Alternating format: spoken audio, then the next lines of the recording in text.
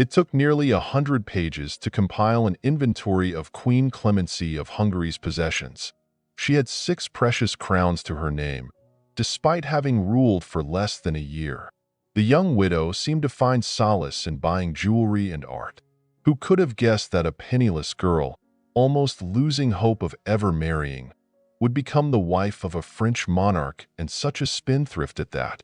By the end of the year 1314, a call went out across European royal houses. Louis X, who had just become the ruler of France, needed a wife. The catch? He already had a legitimate spouse, Margaret of Burgundy, who was imprisoned in Chateau Gallard for adultery. This fact was pointed out to the king by everyone, from the Pope to neighboring monarchs. But Louis was planning a divorce. When he realized that his plans were not coming to fruition, the details become murky with the passage of time. However, most historians believe that Margaret of Burgundy died in her prison cell following an order from her husband, the king. Now the young monarch was free, but few were eager to ally themselves with him. Firstly, everyone knew him by the nickname the Grumpy, and secondly, his wife's scandalous history was off-putting. Who in their right mind would want to marry off their daughter to a man with such a dubious reputation? Clemency, an orphan, lost her parents at a very young age. She was raised by her grandmother, the ruler of Naples. Yet, living in the sunny kingdom, Clemency remained a princess of Hungary. Born in the late 13th century, by the time the King of France was seeking a second wife, she was already considered a second-hand bride at the age of 21. At that age, girls from noble families were often mothers 2 or 3 times over. Fortunately for Clemency, she had a relentless relative in Paris, her uncle, Charles of Valois. He was the one who arranged the match with the grumpy ruler. The wedding took place.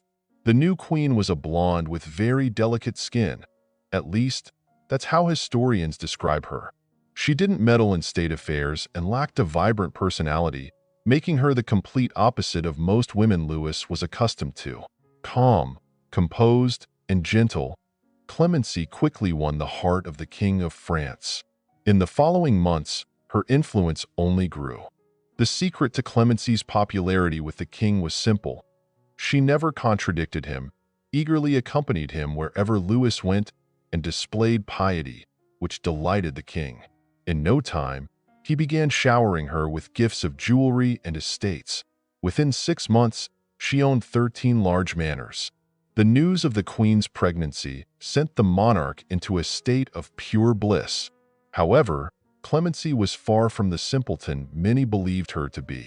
Her uncle, Charles of Valois, the very one who had arranged her marriage, had hoped that his niece would be entirely obedient and would serve as a means for him to influence the king. Yet, once she donned the crown, she pretended not to hear her distant relatives' requests. After all, Charles was only her uncle by name. Their connection was through his first wife, or feigned a lack of understanding. The queen became an inconvenience to her French relatives. She didn't influence Louis in the way they desired, and was a frustrating obstacle to the ambitions of the king's brother, Philip. Whether Philip was involved in what happened next remains a matter of speculation. But just a year after their wedding, King Louis X passed away. Now, the fate of France hinged on Clemency and her child. The birth was eagerly anticipated, and in November of that same year, the queen gave birth to a boy. Children of kings born after their father's death are given the nickname posthumous. The boy, John, who was born after Louis, would go down in history as John I Posthumous. The name was unusual, as no king in France had ever been called that before, but no one dared contradict Clemency. Most likely, the child raised no objections because his fate had already been decided. Just a few days later, the boy died. The throne fell to his uncle Philip.